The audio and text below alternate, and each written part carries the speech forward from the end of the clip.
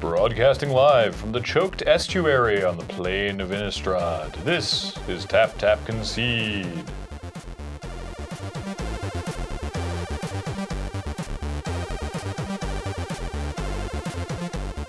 Welcome everyone, Tap Tap Concede. Graham here. James here. Cameron over here. And we're going to talk about the hashtag CSL, the Community Super League. It's so super. It's Hooper. No, it's a lot of fun actually. It's really weird and strange, and we're having a lot of fun with it. And if you haven't been watching, you definitely should watch. Check out the replays that have happened thus far, and tune in for the next 7 weeks. 6 weeks of regular play. Yeah. The 7th week will be We'll the see finals. us in the finals. Will be the grand finals. Hey, we're 2-1. We could get there. Spoilers. We're 2-1. Yeah. We could get there. Yeah. It's possible. Who's 3-0? Yeah. There must be 2 3-0 groups. We're 5th place right now. Paul.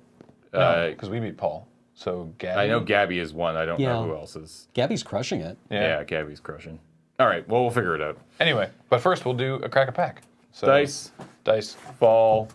Let the dice fall where they may, which is number 11. 11, 2, Stupid number 1. 4, 6, 8, 10, 11. Hey, it's Return to Ravnica.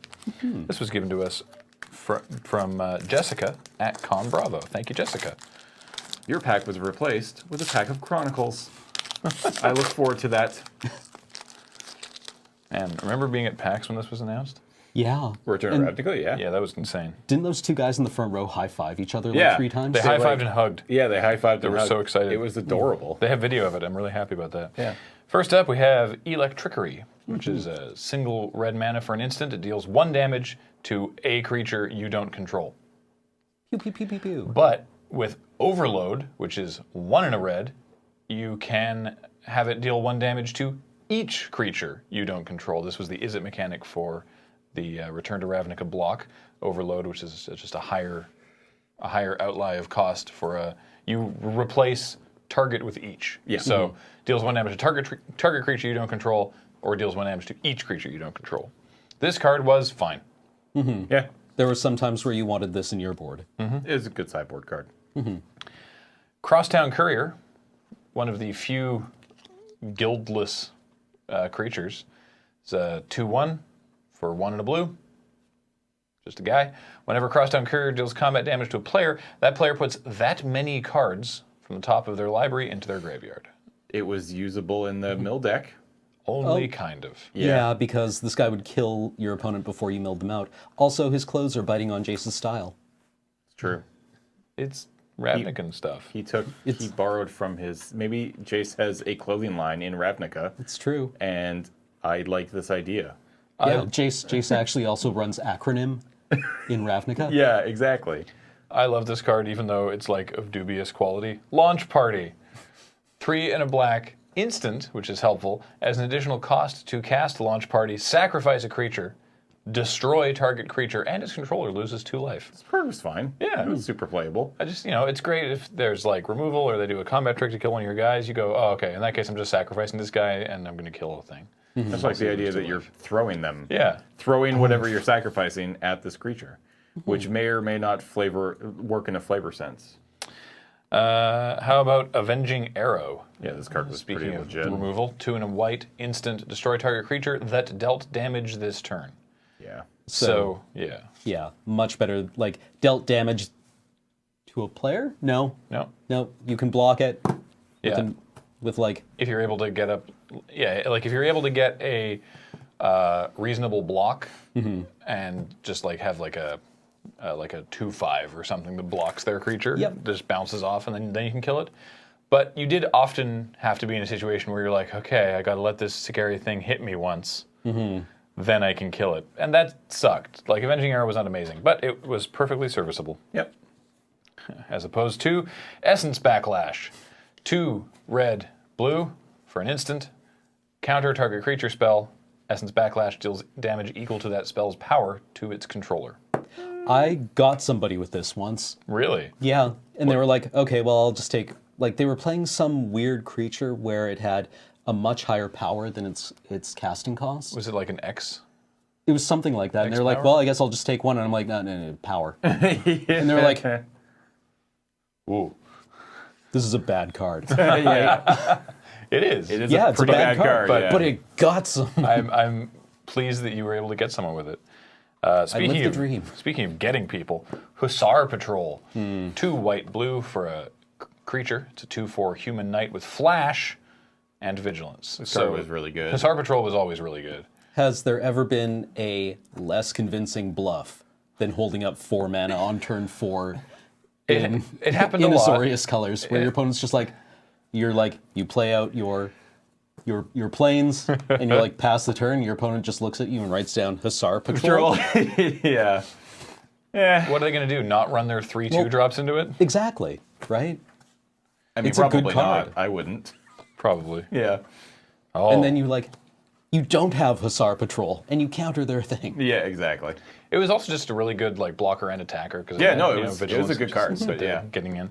Oh, limited all-star. Stab Wound. Ugh, the stupid card. Everyone hates Stab Wound. This card was so good. Didn't they bring this back at Uncommon? Yep. Yeah. 2 and a black enchantment, creature enchantment. Enchanted creature gets -2/-2. At the beginning of the upkeep of that enchanted creature's controller, that player loses 2 life. So if you really needed to just have an expensive deadweight and kill something, you could. But more often, you made a flyer or a utility creature not something that you needed to worry about, and then slowly killed your opponent. Yeah. Rather rapidly, actually. When I say slowly, I mean quickly. Yeah. Has there ever been a better feel than putting this on like a hover barrier?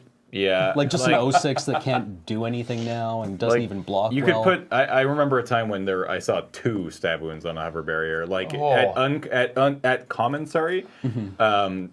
It was so easy to pick up like 2 or 3 of these things, and like you just felt so bad going up against that deck that had 3 stab wounds, because it's just like if they got all 3 out, it's just like, oh, I'm taking 6 per turn, and you're not doing anything.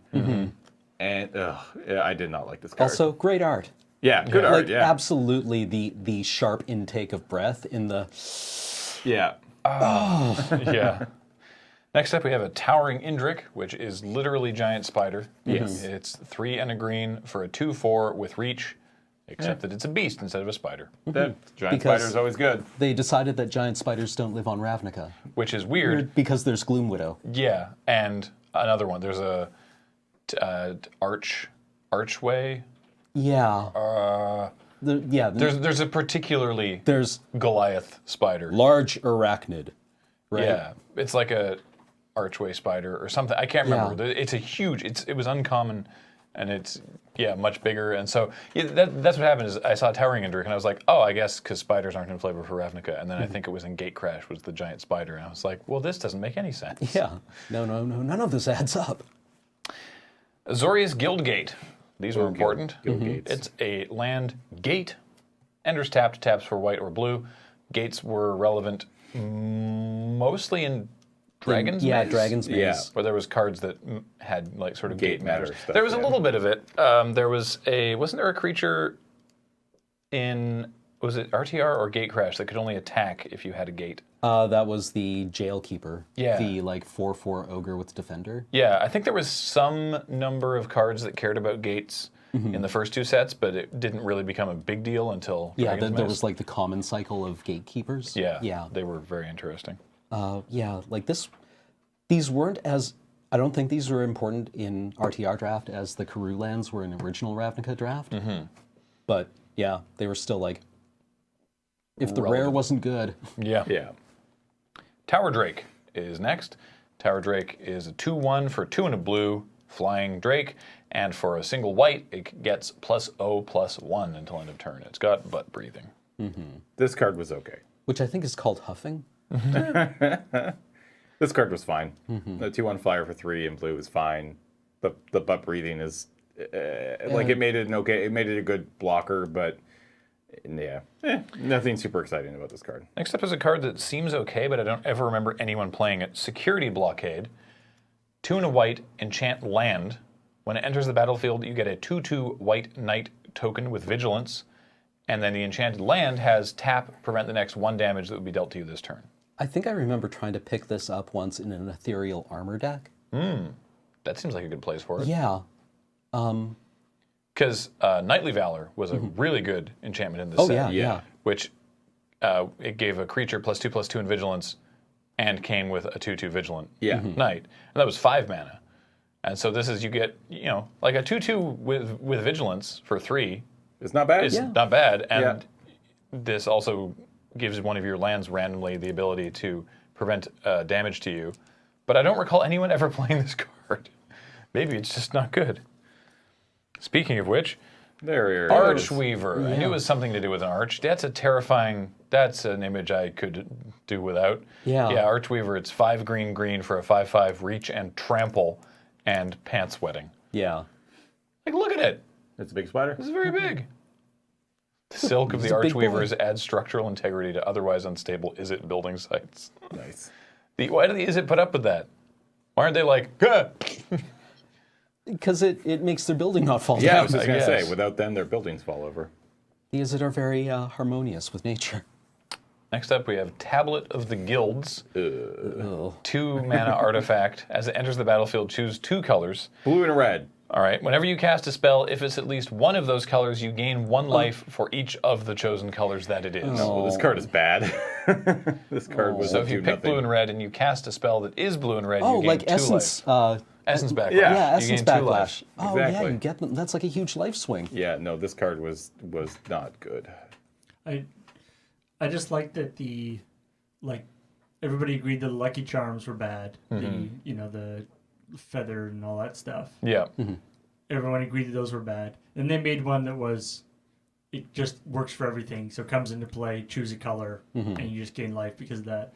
This one comes into play, choose 2 colors, you gain life. Still not good. Still not good. Yeah, no.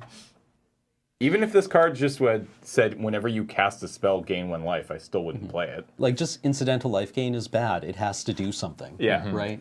And this doesn't do anything, so. Constructed playable, Golgari Charm. Ooh.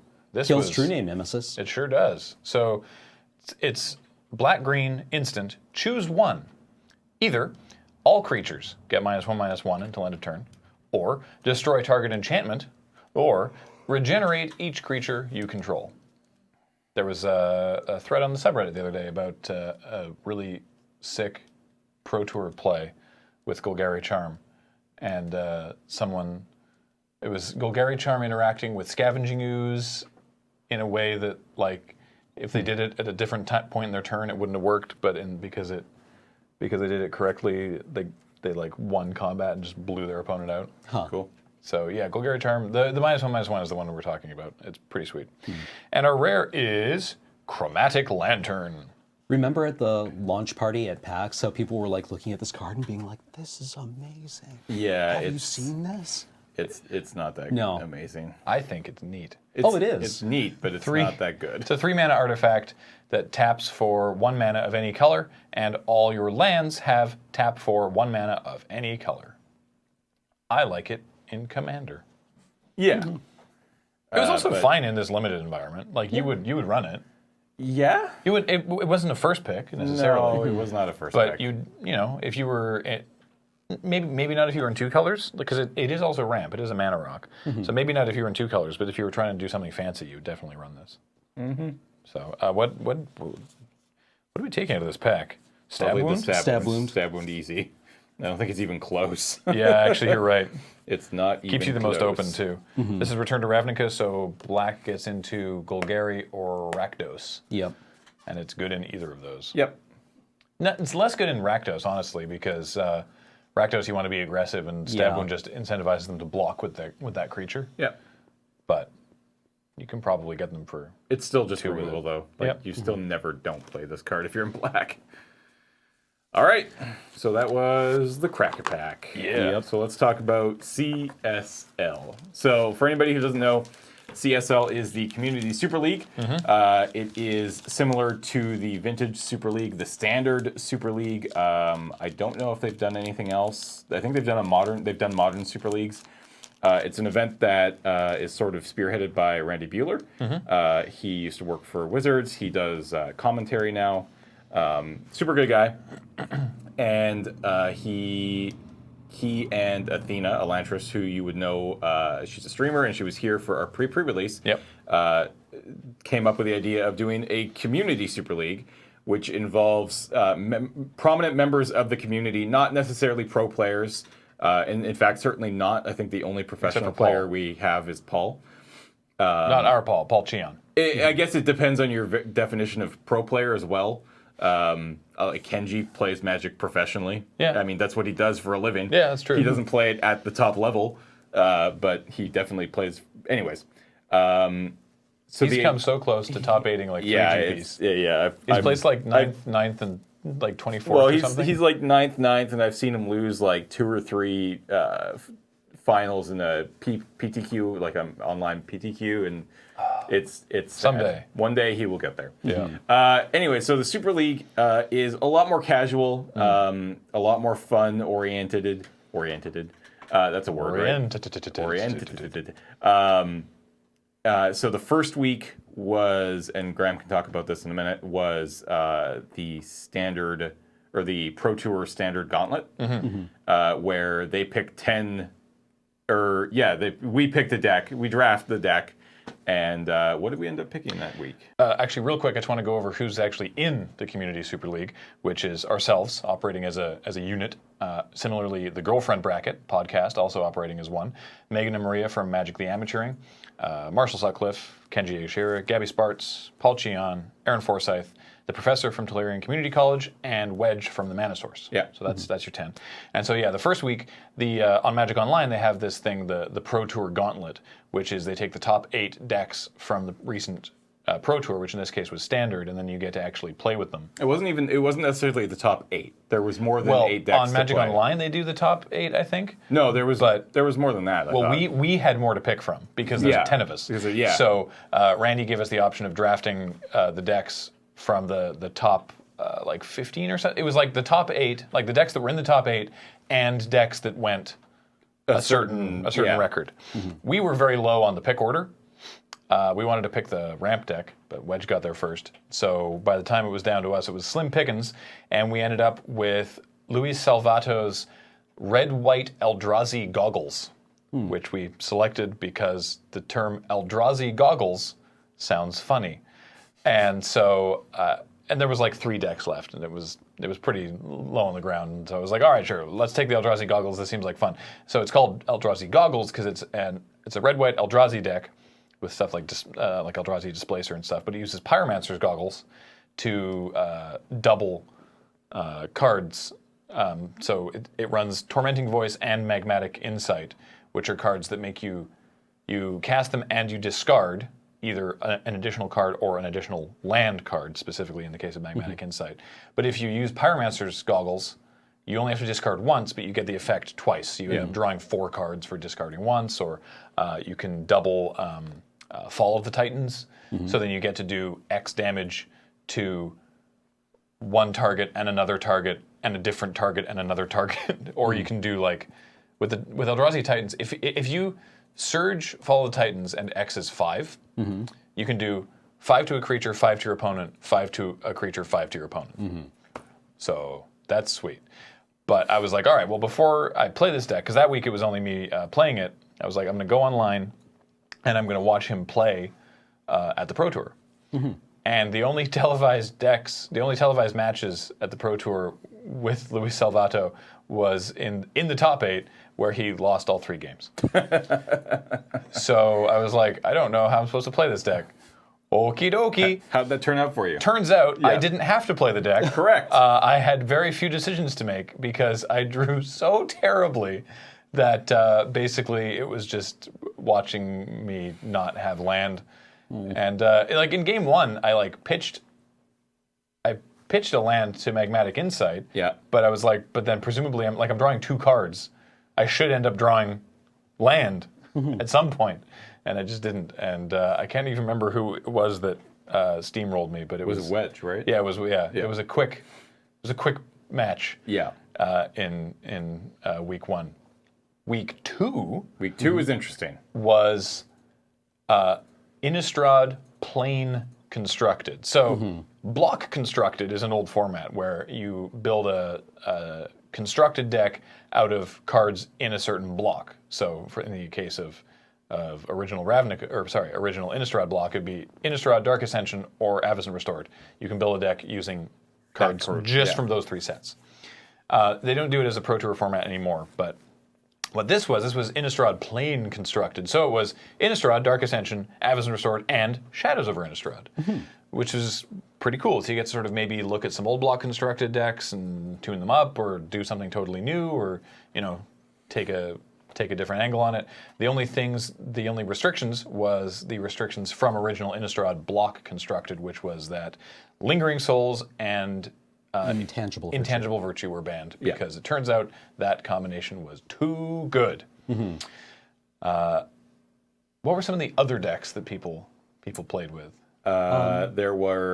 Gabby was playing a red-black vampire deck. With Triskaidekaphobia. Yeah. Did Aaron just do werewolves? Was it Aaron with werewolves? Yeah, well, Aaron was on a ETB. No, Aaron was played Conjurer's Claw. werewolves last night. Right. And we'll get to that in a minute. He was playing He had Conjurer's Huntmaster Closet. of the Fells Yeah. with Conjurer's Claws. I think. Yes. and Restoration Angel, and That was a sweet deck. Yeah, a couple other things, and he went up against the Professor, and he was playing. What was he playing? He was just playing his French Rights deck. Yeah. Which is the deck that apparently he played a variation on the deck he was playing in Standard at the time. At the time, yeah. Freets. Kenji's deck. What was the stupid card Kenji was playing? That ridiculous stupid card, the green card that costs like 1 billion mana that puts everything on the battlefield. Oh, Yeah. Seasons Past. Yeah. Seasons he Pass. played with the Season Pass deck Yeah. up against Gabby. And It doesn't put it on the battlefield. Does it put it on the battlefield? Can you bring up Seasons Pass, please, Paul? You get to go looking through your graveyard for any number of cards, but they all have to be different converted mana costs. So you get like a 1-drop, a 2-drop, a 3-drop, a 4-drop, a 5-drop. Kenji was playing a Oh, card no. that looks He at was the playing top card of the library. No, he was playing Primal Surge. Yeah, Yeah, Primal it was Surge. Primal Surge. Yeah, Primal Surge was amazing. Yeah. His deck went off. Yeah. The one game that he got to go off. Yeah, Primal Yeah. Surge is, you look at the top card of your library. If it's a permanent, you put it into play. And the only non-permanent it plays is 1 copy of Primal Surge. Yeah. So it costs 8 green for a sorcery. You exile top card of your library. If it's a permanent, you put it onto the battlefield. If you do, repeat this process. So he casts Primal Surge, turns his entire library upside down, Yeah. puts it into play on the Yeah. battlefield. And also has a Lab Maniac. Has a Lab Maniac in play, which is Laboratory Maniac is you win the game if you try to draw a card and there's nothing in your library. Yeah. So he gets all these cards into play, so there's nothing in his library, and then he pops a clue. Yep. Yeah. So it's kind of like block whoops all spells. Yeah. It's pretty amazing. It was pretty ridiculous. He managed to go off, that In one game, but the other 2 games, because he was playing against Gabby. She just stomped him. Yeah. What deck was Gabby playing? She was playing She was her red-black Vampires, Vampire. Triskaidekaphobia. And Yeah, I think the right. game where Kenji won was when Gabby was like, I'm going to try to, I'm going to try to Triskaidekaphobia him. Yeah. And she didn't take his deck seriously, and he killed her. Yeah. Like the next turn. next turn. The next Yeah. turn, yeah. Well, because he was able to ramp up out of nowhere. It was Yeah. really it was surprising. it was pretty amazing. Our deck, come with us on this journey way back to when we first started doing draft videos for MTGO Academy, was right around original Innistrad block. Yeah. And we did a hat draft where we drafted the cards based on the best hat, if possible, but in the absence of being able to choose between best hats, just if the card had a hat. Yeah. And we cracked that meta wide open. We realized that Saving Grasp, for example, had a hat on it, way in the back, just floating away from the guy who's falling off the cliff.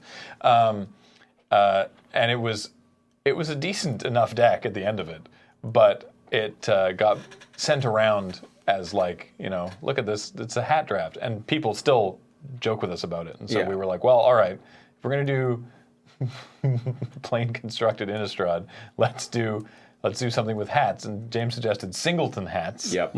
That way you get as many different hats as possible. Any variety of hats. So we had to play white, yeah, and Randy had kind of... that wasn't a requirement. It's just like no, but there's all the best hats. all the best hats are in white.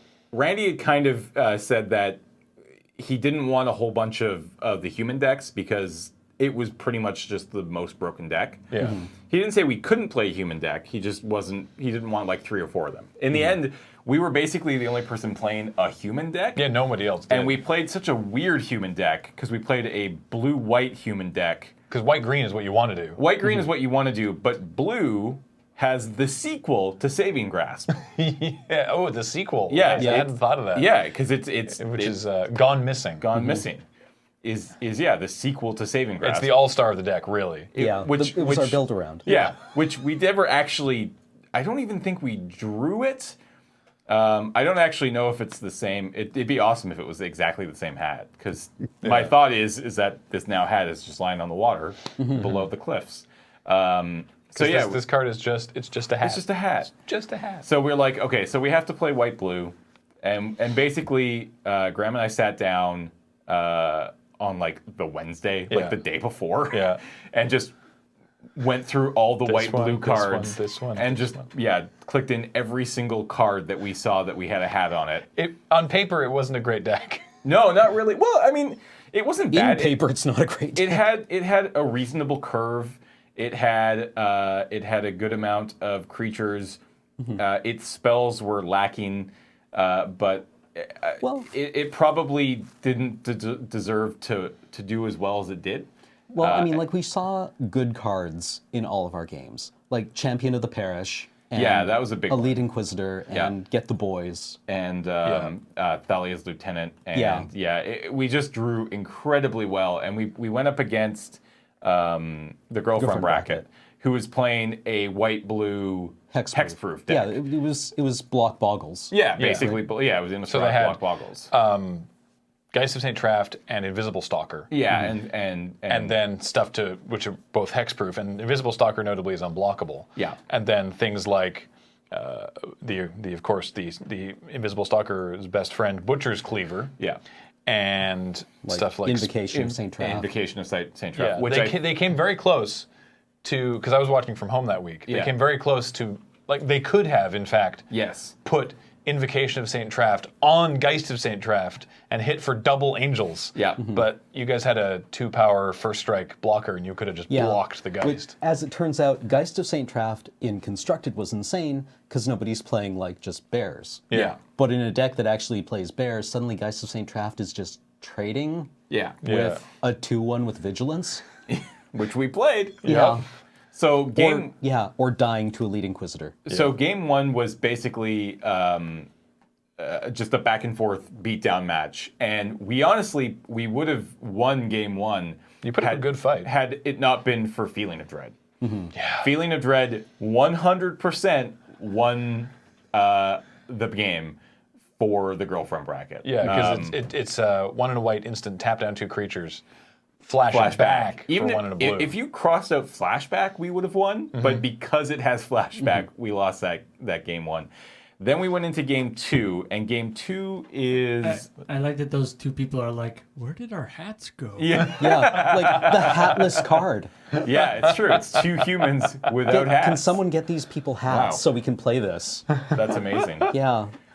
So game 2, I don't really remember game 2 well, incredibly you had well. to mull to 5. Yeah.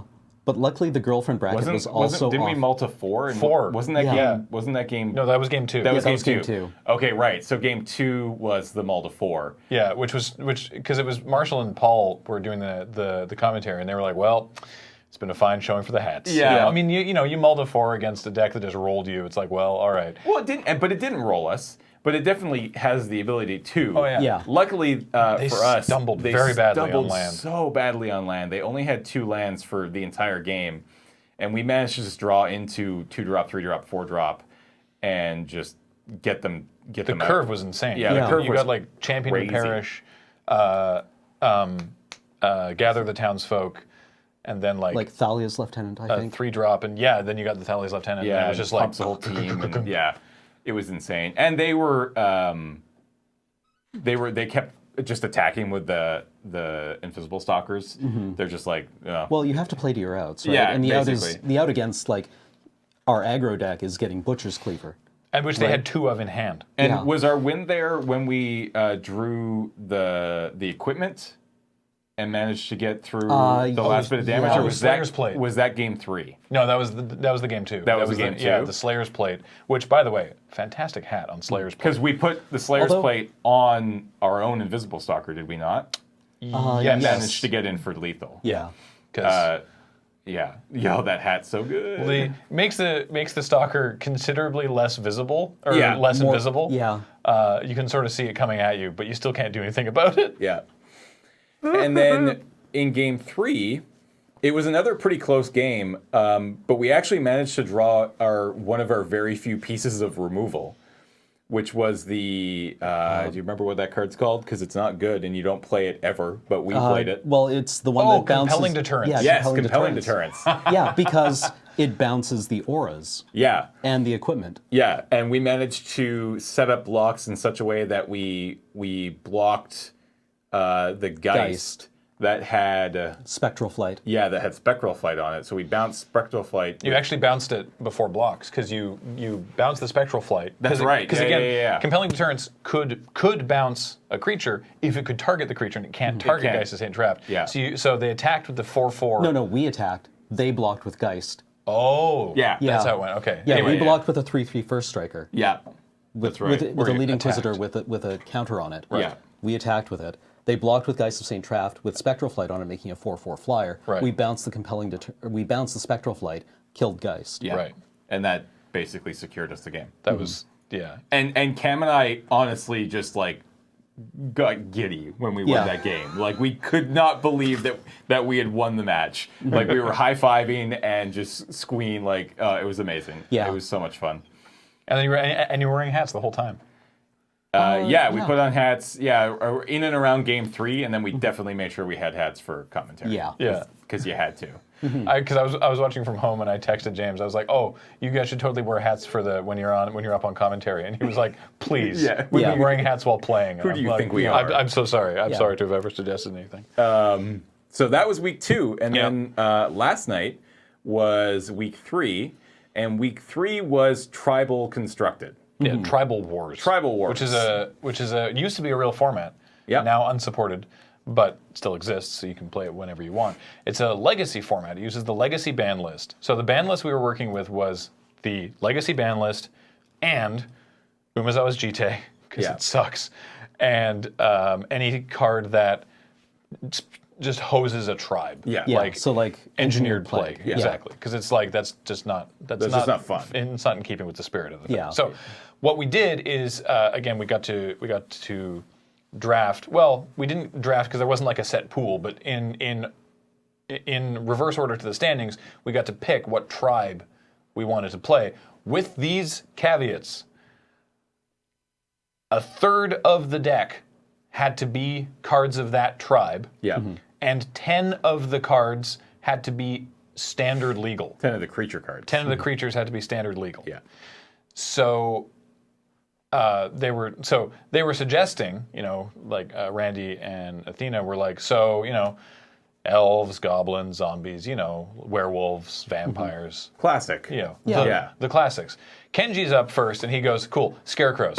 Yeah. And so everyone else is like, "Oh, interesting." And actually, so what ended up happening was a big sort of power difference in a lot of the decks. Yeah. Which Randy actually has taken a lot of responsibility for. He's like, I should have made it really clear whether or not we were going super spiky or really casual. Yeah. Well- So I'm sorry about that. But what I said last night, actually, I tweeted this was because some people on the subreddit were very upset, and it's there was a misunderstanding in how powerful this format was supposed to be, like how competitive versus casual, and we as the players and them as the viewers both misunderstood it in different directions. Because we thought that it was meant to be a powerful format that we were sort of being a little goofy with by playing constructs instead of elves.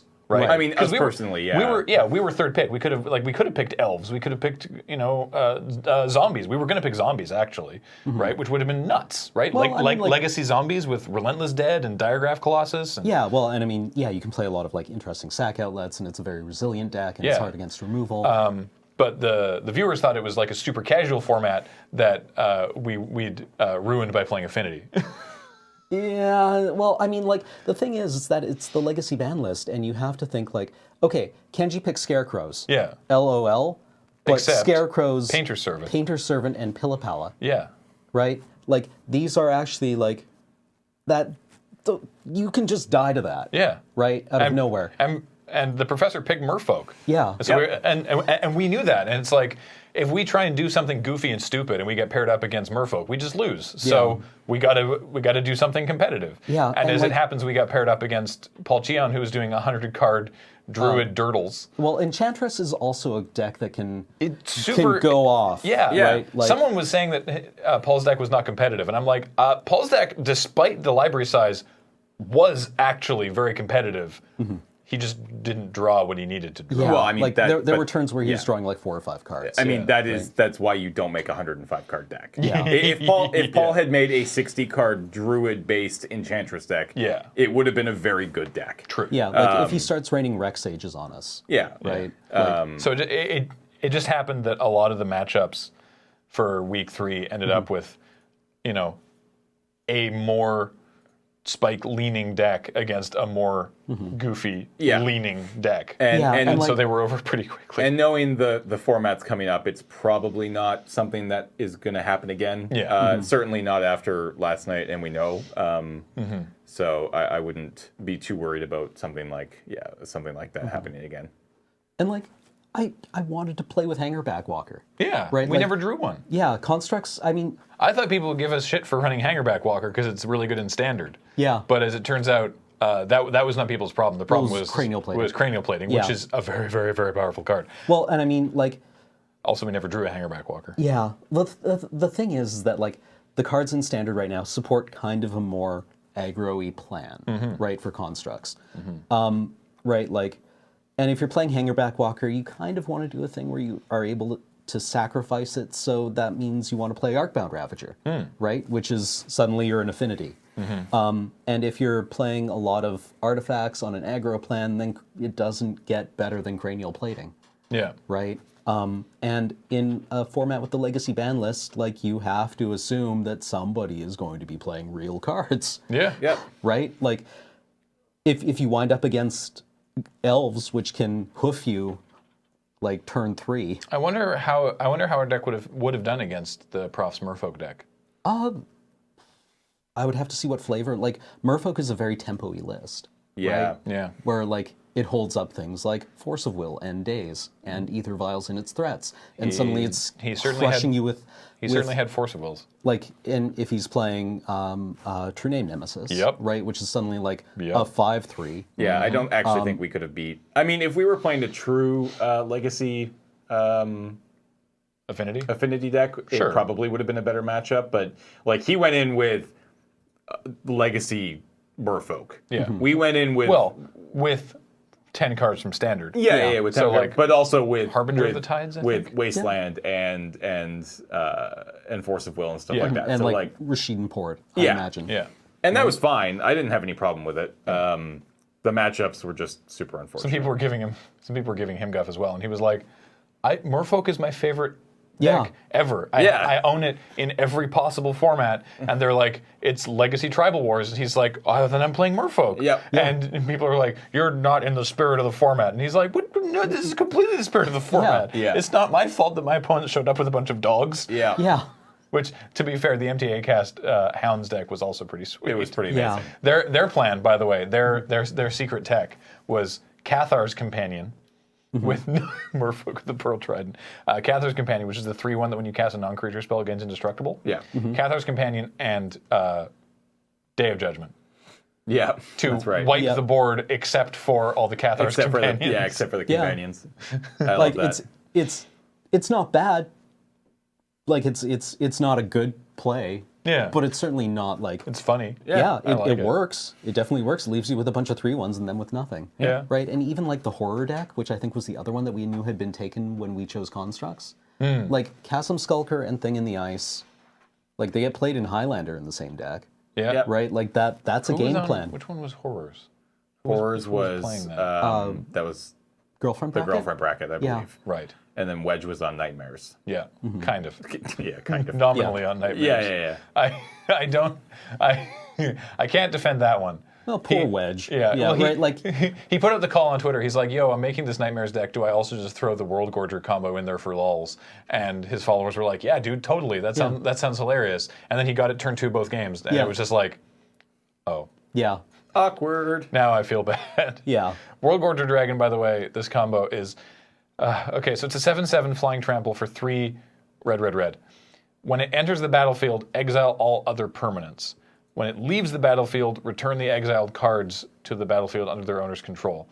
So, how does this even work? I don't You know. reanimate it. Yeah, with Animate Dead, which is an or enchantment. Dance of the Dead. So, which are enchantments, and so But isn't there an artifact that you need as well? yeah, so That he needed? Well, you need a win con to bounce. yeah, but an basically what arbitrary happens number of is times. because World Gorger Dragon comes into play, and then the Animate Dead leaves play, and then World Gorger Dragon leaves play, and the Animate Dead re-enters play, and then you target World Gorger Dragon, and then that repletes. So just infinitely, the dragon comes into play and everything leaves, and then the dragon leaves and everything comes back. Yeah. That just happens infinitely.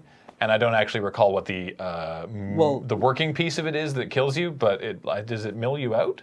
You can do actually, a bunch of I different think it things. knows No, You I can- believe it. Well, that's one of the ways that Is it he- Millstone? No. well, is there a I really nightmare with don't. an enter the battlefield effect?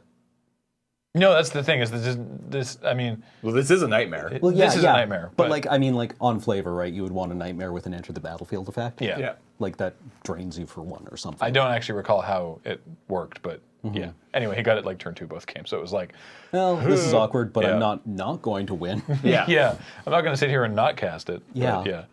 So that was kind of funny. The matches went so quickly last night that they did a 6th round Yeah. for fun with Aaron versus a professor. Yeah, Yeah. Because Aaron was like, I wanted to actually play Magic tonight. Yeah. What deck was he on? Right, he was on Werewolves. He was on Yeah. Werewolf. So yeah. it was Werewolves versus Versus Merfolk Merfolk. in the exhibition match round 6. Yeah. See, if it had been up to like, if I had been thinking, I would have picked Angels and gone with like Archangel Avacyn and Reaper of the Flight Moonsilver and Fallen Angel, and then just had like a sack engine. Right. So I want to tell you what next week's is going to look like because these were all publicly visible because they're being voted on. So it's the Brewers Challenge, which is you have to build your deck around a card in Standard Right. that people have been voting on, and you have to have a 4 of this card, and your strategy should revolve around this card as much as possible. Has to. Yeah. Randy's made it very clear. Do not play a standard deck that's good and just jam 4 copies of these cards into it. Yeah. Make Yeah. sure that your deck is actually Yeah. about this card. Not Band Company starring for Yeah. Hedron alignments. As Yeah, a result, exactly. we expect the overall power level of your deck is not going to be high enough to compete against real or good Standard decks. Exactly. So the choices are, and no one's made their picks yet, but the choices are Hedron alignment, at which, by the way, the top 3 must be drafted. So someone is making a Hedron alignment deck. Zada Hedron Grinder, Brain in a Jar, Assault Formation, The Great Aurora, Days Undoing, Gitrog Monster, which just seems like too powerful, but here we are. Harness the Storm, Tamio's Journal, Sarkhan Unbroken, Alhamarit's Archive, and Startled Awake or Clone Legion. I want to pick Zada. I really want to pick Tammy's Journal, but like Brain in a Jar is actually, there's a deck in Standard, like an okay deck in Standard. It's not great. What would we do for Tamio's Journal? Something like We would have to do Fleeting Memories. wait. What about Ongoing Investigation and Ulvenwald Mysteries, so that it's like pulp youth fiction, right? Oh, yeah, the Hardy Boys, It's the yeah. Hardy Boys, basically. Like those 2 enchantments also, like Ulvenwald Mysteries and an Yeah. Ongoing Investigation. Those are both like such, Pulp titles. yeah. And so that could be good. What would you do for Assault Formation? Just Defenders. Yeah. That's pretty straightforward. Yeah. Like, Because Kenshi's actually made a Hedron alignment deck. Yeah, So well, Well, there actually is a Hedron well, alignment deck. now right? now there isn't because That's it true, yeah. focused heavily on Delve cards, oh, right. and now they're all gone. They're all gone now. Yeah. Uh-oh. So you would have to find another way of getting cards into exile, Assault- and they exist. I mean, Assault Formation could be pretty fun. Yeah. I would be down with Assault Formation. I don't... but I don't think any of these cards are actually bad. They're just No. the cards that don't quite get there. No. So I'm really interested to see next week is basically what I'm saying. Yeah, it should be fun times. Yeah, no one's made their picks yet, so I don't know who's going to pick what. We get to pick, I think, 6th. Yeah. So Yeah. we're a little ways down the list. I would really want to angle for like Brain in a Jar or Tammy's Journal. Actually, that list will tell us what's the order. Girlfriend Bracket, Aaron Forsyth, Marshall, This is going last to first. yeah, Magic the Amateuring, Kenji, us, Paul, Professor, Wedge, Gabby. So we get to pick 6th. So are Wedge and Gabby 3-0? Or is Gabby the only 3-0? I think Gabby's the only 3. I think Gabby is the Wedge only... is 2-1. Yeah, I think Wedge is 2-1 as well. Yeah.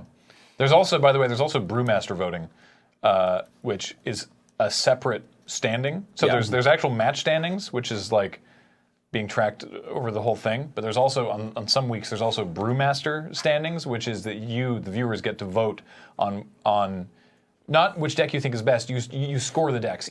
You can rank each deck A+ through F. Through D. Through D, sorry.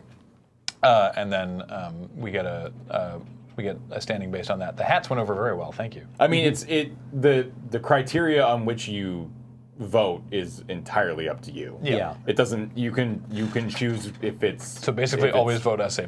If it's a flavor thing, then give it an A+. If it wins, then give it an A+. If it has really cool synergies, but maybe you didn't see them during the game, you give it the A+. If you like the deck, Randy actually, I liked actually Randy's word. If you think it's a sweet deck, then vote it high. Yeah. If you don't think it's a sweet deck, then vote it low, and that's how it works. And you can go to communitysuperleague.com, and under the Brewmaster tab, you can see all the votes. I'm pretty sure going forward, it will be every week. I think so. Because I think for the next 6 weeks, we're building the deck every week. Yeah. We never get a deck given to us, unlike that first week. Yeah. So I think every week for the next 6 weeks, there'll be a Brewmaster Challenge. So Pretty make sure exciting. that you're heading over there and you're voting for us, and vote how you feel. You know? Yeah. You don't need to give us an A+. No, I You was kidding. You could. You should. You We should. won't. We won't. Give us an A+. We won't hold it against you. But yeah, that'll do it for this week, I think. Yeah, absolutely. So until next time, remember that all of our podcasts, including this one and our other shows as well that aren't podcasts, are brought to you by you and your kind support of our Patreon at patreon.com/loadingreadyrun. Check it out. We very much appreciate it. And we'll talk to you next time. Bye. Bye.